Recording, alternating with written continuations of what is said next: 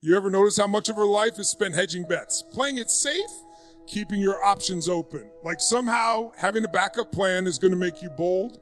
But here's the truth, and it might hit harding. As long as you leave the back door open, you'll never walk through the front one with power. You'll tiptoe, you'll hesitate, you'll negotiate with fear. Because somewhere in the back of your mind, you're still thinking, if this doesn't work, I've got a way out. That is the psychology of limitation. That is the mindset of someone trying not to lose, not someone built to win. There's a primal energy that gets unleashed the moment you eliminate plan B. It's not about being reckless. It's about being committed. It's about stepping so deep into your purpose that retreat is not an option. That's where real power begins. That's where instincts sharpen, senses heighten, and the human spirit wakes up. When you burn the boats, something inside you lights up with them. You're not supposed to be lukewarm in life. You're not wired to be half in, half out. That internal conflict, that daily war of indecision, that's what drains your soul. But the moment you say, this is it, this is the only path, I'm going all in, your brain reorganizes itself. Your identity shifts from a negotiator to a warrior. You stop wondering if you can. You start acting like it's already done. Most people live 1 foot in and 1 foot out. 1 foot in the dream, the other in the safety net. But nothing significant has ever been built that way.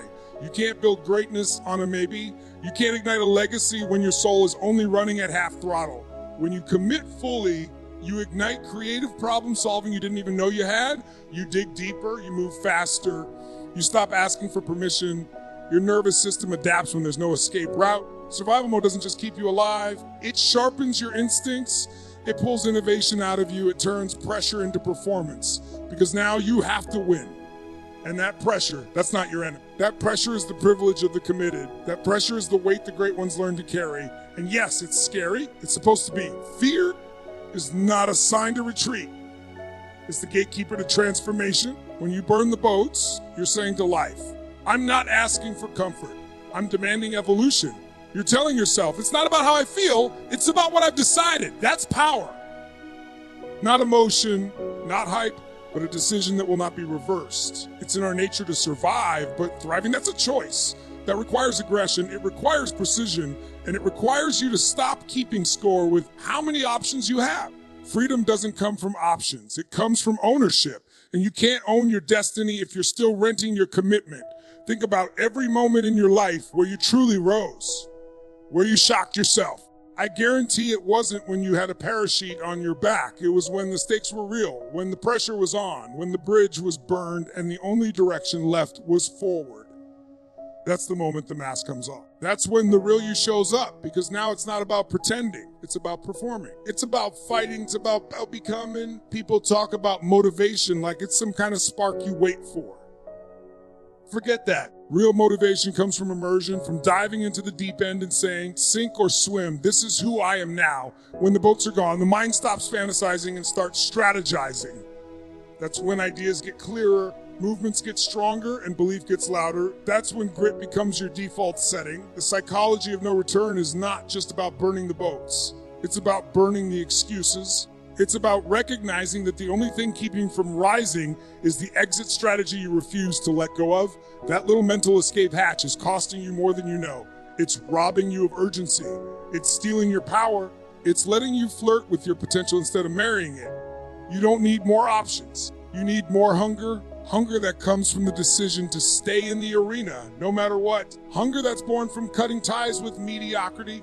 Hunger that doesn't flinch when the storm comes, because it's not hoping to survive, it's planning to conquer. Hunger that doesn't say, I'll try, but screams, I will. Hunger that shows up when it's hard, when it's brutal, when it's inconvenient. Hunger that says, this is who I am, and I'm not turning back. Clarity doesn't come before commitment. It comes because of it. That's the lie most people live by. They sit around waiting for some magical moment of certainty, as if the fog will lift and the entire plan will be laid out in perfect detail. But that's not how greatness works. That's not how transformation happens. You don't get the blueprint first, you get the calling, and then you move, you step, you leap. Once you're in motion, then the path begins to reveal itself. Most people want clarity without cost. They want to know if it will work before they take the first step. But life doesn't reward the cautious, it rewards the committed. That moment you fully commit, when you stop playing mental tug of war, when you burn the mental, maybe, and say, This is it. You trigger something powerful inside you, not just in your mind, but in your biology. Your brain stops searching for alternatives and starts building solutions. You shift from if to how, and that's the language of execution. That's the mindset of results. Indecision is the root of most suffering. When you're caught in the limbo of half decisions, every day feels like you're running in place with a weight vest. One part of you wants to leap. The other is still building a landing pad. But clarity doesn't show up for the undecided. It shows up when you slam the door shut on every other option and declare, I'm all in. That's when the fog starts to clear, not because the world changes, but because you do. When you commit, you eliminate confusion, you eliminate distraction, you eliminate the noise, and suddenly all that energy that was being siphoned off into doubt and overthinking gets redirected into precision, into progress, into power, because commitment isn't just a decision, it's a filter. Once you commit, everything else becomes obvious. What to do, who to spend time with, what to prioritize, what to ignore. You stop needing 10 steps ahead. You just need the next one. And when you take it with full conviction, the next step reveals itself. People think clarity is about having more information. It's not. It's about having more intention. The reason you're confused is because you're undecided. You're 1 foot in, 1 foot out, still bargaining with your comfort zone. But commitment shuts the door on that negotiation. It creates a threshold moment, a line in the sand where you stop hoping and start owning. You stop asking if it's possible and start acting like it's inevitable. Everything changes when you go from interested to committed. Because when you're interested, you'll do what's convenient. But when you're committed, you'll do whatever it takes. That's the energy that unlocks clarity. That's the frequency the world responds to. That's when people start showing up to help you. That's when opportunities start aligning. That's when momentum builds, not because things got easier, but because you stopped hesitating. Commitment is not about being fearless. It's about choosing something bigger than your fear. It's about anchoring yourself so deeply to a decision that fear loses its grip. You don't need to see the end game. You just need to own the decision so completely that failure becomes irrelevant. Because now, this isn't about winning or losing. It's about becoming. It's about aligning your actions with your identity. It's about matching your external moves to your internal truth. Clarity doesn't come from contemplating. It comes from colliding with the mission, from living inside the tension of action, from putting yourself in the fire and realizing you won't burn, you'll forge. And every time you take another step with full heart, full weight, full force, the path gets clearer. Not because the uncertainty is gone, but because you're no longer controlled by it. The illusion is that you need to know everything before you begin. But the deeper truth is this: you only know who you are once you commit, and that version of you, the relentless one, the decisive one, the one who doesn't need guarantees, that's the one who creates the clarity, not the one sitting on the fence, reading books, weighing pros and cons, not the one stuck in analysis paralysis, hoping the universe will hand them certainty on a silver platter. You are not meant to wait. You are meant to act, and through that action, guided by full force commitment, you carve out clarity like a sculptor carving form from stone. You discover who you are by moving, by choosing, by going all in. And it's in that choice, no retreat, no hesitation, no fallback, that everything starts to make sense. The noise fades, the goal sharpens, the distractions die, and your soul finally says, this is it. Pain is temporary. Regret, that's the kind of H that settles in your bones and stays there. Pain is a sharp burn. It hits hard, but it fades. Regret is a slow poison. It lingers. It whispers in your ear late at night when everything's quiet and you're left alone with the choices you didn't make, the chances you didn't take, the words you didn't speak, the dreams you abandoned for comfort. Pain is part of growth. Regret is the scar left behind when you refuse to grow.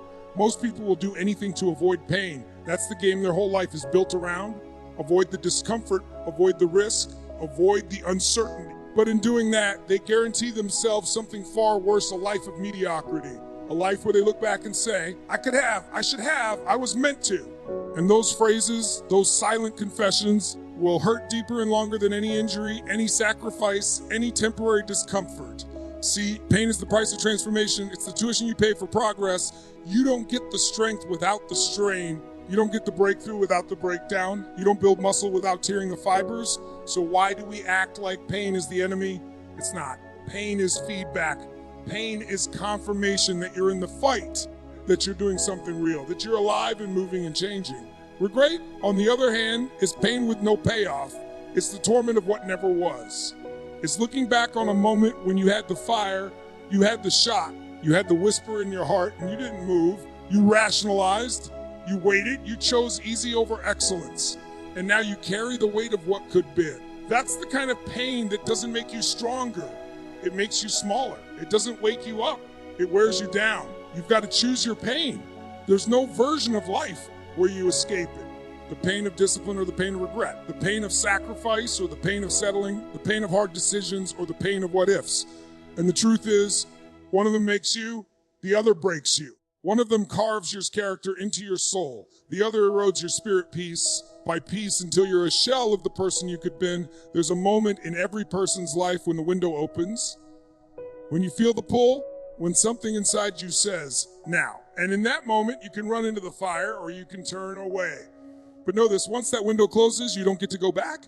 Time doesn't rewind. The opportunity doesn't wait for your convenience. Life doesn't pause until you feel ready. It moves, it keeps going, and if you hesitate, it will leave you behind. And then someday you'll wake up and feel that emptiness.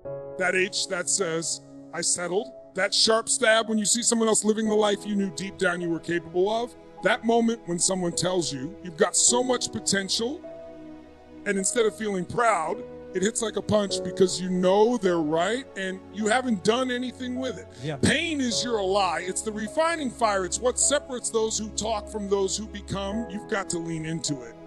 Embrace it, not because you love suffering, but because you love who you become through it. You endure the pain of the early mornings, the long nights, the criticism, the doubt, the failure, not because it feels good, but because what you're building matters more than your comfort. Every time you feel like quitting, ask yourself, am I trading a few moments of discomfort for a lifetime of wondering what could have happened if I had just pushed a little harder, if I had just stayed in the game one more day, if I had just believed in myself when no one else did? You can recover from pain, you can learn from it, you can grow because of it. But regret, that's a wound that doesn't heal. That's a weight you carry forever, and it only gets heavier with time. No one escapes the struggle. No one wins without wounds. But some people carry scars with pride, badges of the battles they survived, the grit they earned, the fire they walked through. Others hide behind smiles that don't quite reach their eyes because they know they walked away when it mattered. They know they had more inside and didn't use it. They know the pain they avoided became the regret they now live with. Fear and faith are two sides of the same coin. They both ask you to believe in something that hasn't happened yet. One is rooted in doubt, the other in possibility. But at their core, they both require the same emotional fuel, imagination, focus, energy, and belief. That's the paradox that most people never wake up to. You're already using the energy. You're already spending the mental currency. The only question is, what are you funding with it? When you're in fear, you are visualizing the worst case scenario. You're painting pictures in your mind of failure, of rejection, of humiliation, of things falling apart. You replay the future like a horror film, scene after scene.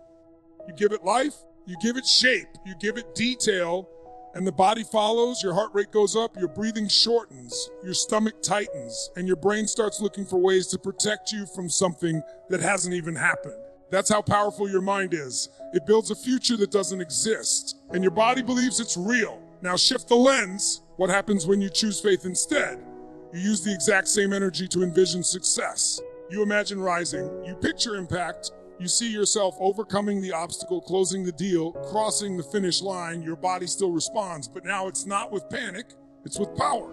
You feel expanded instead of contracted, hopeful instead of hopeless, activated instead of paralyzed, same energy, different direction, one takes from you. One fuels you, one cages you, one frees you. Fear feels real because you've practiced it, you've rehearsed it. You've built a habit of believing in what could go wrong. And the problem isn't that you have fear. It's that you've invested in it. You've given it your attention, your creativity, your loyalty. You've turned fear into your advisor, your compass, your strategist, but fear was never designed to lead, it was designed to alert. And when you let it take the wheel, it doesn't just slow you down. It drives you in circles. You confuse caution for wisdom, hesitation for planning, avoidance for intelligence. But underneath it all is the same lie. You can't handle what's coming. Faith tells a different story. Faith says, I may not see it yet, but I believe I'm built for it. Faith says, I've got the strength for what's next, even if I've never been there before. Faith isn't blind. It's bold. It's not naive. It's courageous. It doesn't ignore the facts. It just refuses to be limited by them. Faith is when you look at the mountain and say, move, and you take the first step as if it already has. It's the same energy fear uses to convince you you're powerless, but redirected to awaken the part of you that's unstoppable. The truth is, fear and faith both demand the same thing, your focus. Whichever one you feed is the one that grows. And too many people live with a full heart and a starving spirit because they've given fear a front row seat in every decision. They've let fear hold the mic in every conversation. They've let fear write the script for their lives. And it's not because they're weak, it's because they forgot they had a choice. You don't get rid of fear by waiting for it to go away.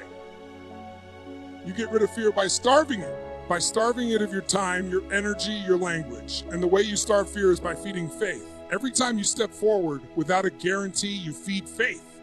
Every time you speak the truth, even when your voice shakes, you feed faith. Every time you take action while fear is screaming in your ear, you feed faith. And the more you feed it, the louder it gets. The clearer it gets, the more natural it becomes to trust your power instead of your panic. Fear is loud, but it's not deep. It's surface noise. It plays tricks with volume. It makes itself sound urgent, important, wise. But underneath it, there's no substance, just echoes of your past, echoes of other people's opinions, echoes of worst-case scenarios you've mistaken for intuition. Faith is quieter but stronger. It doesn't shout. It anchors. It doesn't demand attention. It builds certainty over time. You've got the power to flip the switch. Right now, not next week, not when everything feels safe, not when all the conditions line up. You don't wait for faith to show up. You summon it. You choose to believe in the vision, even when the circumstances don't support it. You decide to see the best case scenario and build toward it, brick by move, breath by breath. Everything great that's ever been built started with someone choosing faith over fear. The fear was still there. The uncertainty didn't vanish, but they chose to act anyway. They chose to redirect the energy. They chose to believe that something greater was possible, and they backed that belief with relentless action. The same fuel that had fed their doubt became the fire that lit up their destiny. Comfort is seductive. It's warm, familiar, predictable.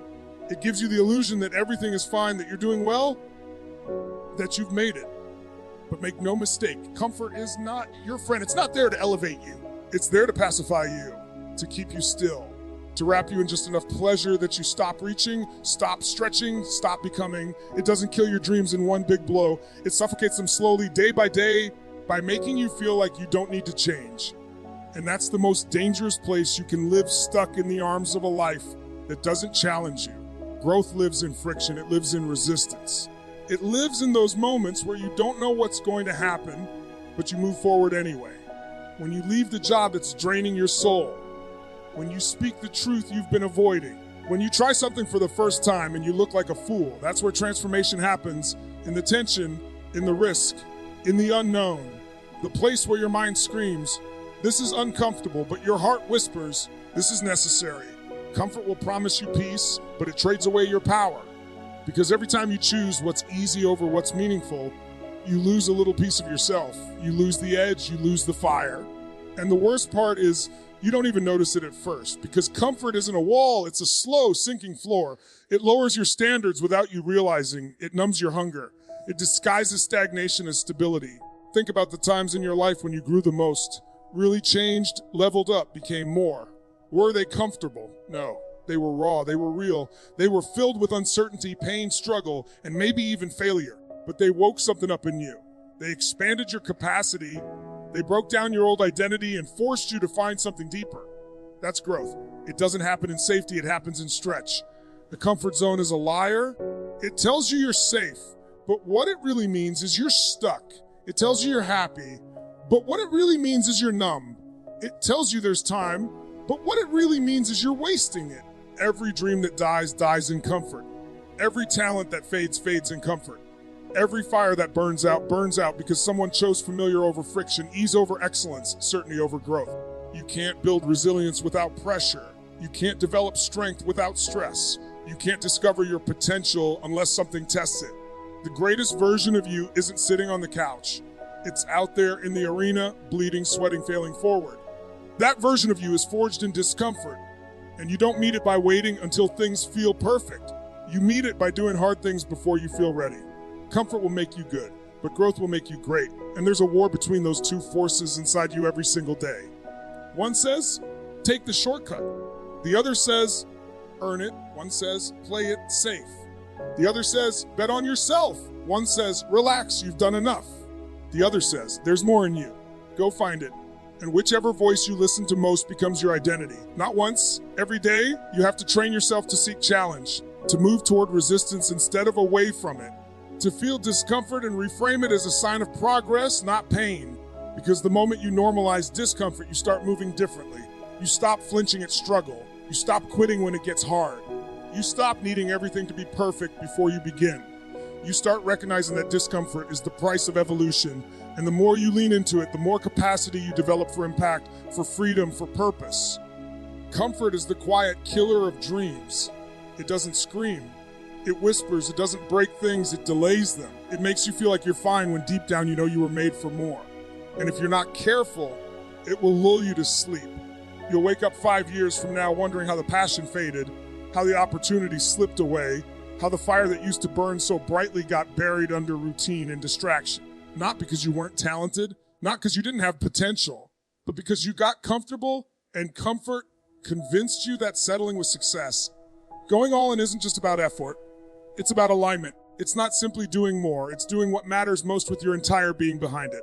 All in means every part of you is facing the same direction. Your thoughts, your words, your actions, your values, your vision. They're not scattered, they're synchronized. That's where power lives. That's where momentum is born. Alignment is the fuel behind going all in, and without it, you're just busy. You're moving, but not moving forward. Most people are living fragmented lives. Their goals say one thing, but their habits say another. Their mouth says they want greatness, but their calendar says they're playing small. Their heart knows they're meant for more, but their actions reflect someone playing defense. That's not alignment. That's contradiction, and contradiction kills clarity. It kills conviction. It's the reason people feel stuck even when they're working hard. Because hard work without alignment is exhaustion without progress. You can sprint all day in the wrong direction and still end up further from where you're meant to be. Going all in starts with getting real, not with the world, but with yourself. You've got to strip away the noise, the excuses, the half-truths, and ask the uncomfortable questions. Am I doing what I say matters? Am I living in a way that reflects what I claim to believe? Am I operating from my values or just surviving the day? When you start answering those questions with honesty, not ego, you begin to find the friction points. And that's when you can start to align. Alignment isn't about perfection. It's about integration. It's about having your inner world and outer world mirror each other. When you're aligned, there's no split energy. You're not divided between your calling and your comfort, between your purpose and your patterns. You move with integrity, not just moral integrity, but structural integrity. You're solid, you're whole, you're clear. And when you reach that state, your actions stop being about willpower and start being about identity. You're not forcing progress, you're embodying it. That's what happens when you go all in. You're no longer dabbling, you're no longer negotiating. You're no longer dipping your toe in the water of your potential while holding onto the dock of your doubts. You've decided, you've aligned. And that decision creates a cascade of clarity. You know what to say yes to. You know what to walk away from. You're not overwhelmed by options because your mission filters everything. You become decisive. You become focused. You become dangerous in the best way possible. Because now, everything you do is backed by intention. People think alignment is some soft concept, something spiritual or abstract. It's not. It's mechanical. When a machine is out of alignment, it grinds. It wears down. It breaks. But when it's aligned, it runs with force and efficiency. Your life is no different. When you're out of alignment, your body feels it. Fatigue, stress, burnout. Your relationships feel it. Miscommunication, resentment, disconnection. Your results feel it. Inconsistency, sabotage, stalling. But when you bring yourself into alignment, everything starts clicking. You stop wasting energy on what doesn't matter. You stop tolerating what drains you. You start rising faster and freer. Going all in means removing the internal contradictions. If you say you want to be a leader, but you keep shrinking to avoid criticism, that's misalignment. If you say you want freedom, but you cling to habits that chain you to mediocrity, that's misalignment. If you say you're committed, but you still keep plan B in your back pocket, that's not all in. That's 1 foot out. And as long as you're not fully in, life won't fully open to you. There's something magnetic about alignment. People can feel it. You walk into a room different. You speak different. You move different because you're not second guessing, you're not performing, you're not managing your image, you're rooted. And that kind of presence is rare. That kind of certainty is rare, but it's not luck. It's the byproduct of alignment, when your belief, your behavior, and your being all say the same thing. This is why going all in matters, not just for results, but for integrity, for wholeness, for peace. Because when you're fully aligned, you stop fighting yourself, you stop living in inner conflict. You stop questioning your own worth every time you face resistance. You become congruent. And in that congruence, you find a level of energy, of joy, of clarity that can't be accessed through half measures or half truths. Going all in is not about doing everything. It's about doing the right things with your full weight behind them. It's about bringing your entire self to the mission, not the edited version, not the cautious version, but the full, fierce, focused version. The version of you that isn't hedging bets, that isn't waiting to be rescued, that isn't asking for permission. The version of you that has decided, I'm not going back, I'm not holding back, I'm not splitting focus, I'm here. All of me, all in. History doesn't remember the cautious. It doesn't celebrate the hesitant. It doesn't carve statues or write books about the people who stayed in their lane, who did what was safe, who waited until everything was perfect before they moved. History belongs to the bold, to those who acted while others were still debating, to those who risked something real for something greater, to those who stood at the edge of certainty and jumped, not because they had a guarantee, but because they had a vision. Boldness isn't reckless. Boldness is clarity in motion. It's conviction with a pulse. It's the decision to be seen, to be counted, to be willing to fail in the pursuit of something that matters. There's a difference between living and being alive. Most people exist within the lines. They follow the script. They do what's expected. They get just enough reward to keep showing up, but never enough to break free. That's not life. That's maintenance. That's survival with a paycheck. Boldness is what takes you from maintenance to meaning. It's what breaks routine wide open and says, there's more, and I'm going after it. Look at every game changer, every movement, every breakthrough in history, and you'll find someone who did something bold. They didn't wait for approval. They didn't ask for guarantees. They weren't obsessed with being liked. They were obsessed with being true. Boldness isn't the absence of fear, it's the refusal to bow to it. It's standing in the middle of uncertainty and choosing to move forward anyway. That decision creates ripples. That decision builds momentum. And momentum builds legacy. The world doesn't reward potential, it rewards action. You can have the greatest ideas, the purest intentions, the most detailed plans. But until you take the leap, none of it matters. Boldness is the great separator. It's the line between dreamers and doers, between talkers and builders. It's easy to sit on the sidelines and critique, to analyze, to wait until conditions are ideal. But that's not how history is made. History is made by those who show up when it's inconvenient, who speak when it's unpopular, who move when everyone else is frozen. Not because they're better, because they've chosen not to hide. Boldness starts inside. It starts with the decision to trust yourself more than your fear, to believe in your capacity more than your comfort. It's not about ego, it's about purpose. It's about knowing that the risk of regret is greater than the risk of failure. People talk about failing fast, learning from mistakes, embracing the process. But none of that happens without boldness first. Without the willingness to leap, there's nothing to learn. Without the courage to start, there's nothing to grow from. Boldness creates gravity. It pulls people in. It inspires others to rise. It's contagious. When someone around you moves with conviction, you feel it. You can't ignore it. You want to match it or you want to run from it because it exposes whatever you've been tolerating in yourself. That's the power of boldness. It doesn't just change your life. It challenges others to step up. It sets a new standard. And in doing so, it rewrites the future. You don't get bold by reading about it. You get bold by choosing it, by doing the thing that scares you before the fear talks you out of it, by acting on your instincts before doubt starts rewriting the story. Boldness is a muscle. And like any muscle, it gets stronger the more you use it. Every bold decision you make, every time you say yes to the uncomfortable, every time you raise your hand, raise your voice, take the shot, you train yourself to trust your inner signal more than external noise. You become someone who doesn't just think about impact, you create it. There's a cost to boldness. You'll be misunderstood, you'll be criticized, you'll lose people, you'll fall short. But there's a greater cost to playing it safe. You lose yourself. You lose time. You lose the fire inside you that was never meant to be caged. You wake up one day and realize you've built a life around avoiding pain instead of chasing greatness. That's the real tragedy. Not the failures, not the scars, but the silence of dreams that were never given a chance to speak. The bold shape culture. They redefine what's possible. They disrupt the script, not because they're fearless, but because they've made peace with risk. They've accepted that comfort won't give them what courage can, and they've chosen to live in the arena where things are messy and hard and real. Because that's where life happens. That's where history happens. It's written not in ink, but in action. In decisions that defy logic. In moves that don't make sense until the results start showing up. Boldness leaves a mark that comfort never will. When you burn the boats, you make a declaration, not just to the world, but to yourself. A declaration that there's no turning back, no playing small, no hiding behind excuses. You step into your life with both feet planted and your entire soul behind every move you make. That kind of commitment rewires your identity. It eliminates plan B and makes plan A non-negotiable. It forces clarity. It demands courage. And it births the kind of transformation that only comes when you decide that half-effort, half-hearted living is no longer acceptable. Going all in is not about chance, it's about choice. It's not about talent, it's about tenacity.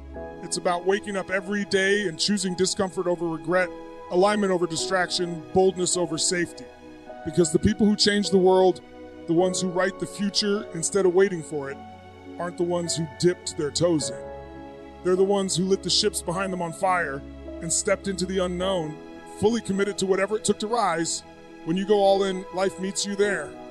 Doors open, resources appear. You tap into a version of yourself you didn't even know existed. And in that place, beyond the point of no return, you discover what you're truly made of. That's where your power lies. That's where your future begins. That's what happens when you burn the boats. So wherever you are right now, make the decision, burn the boats, go all in, and never look back. Thank you for showing up, for choosing growth, and for daring to live fully. Let's rise together.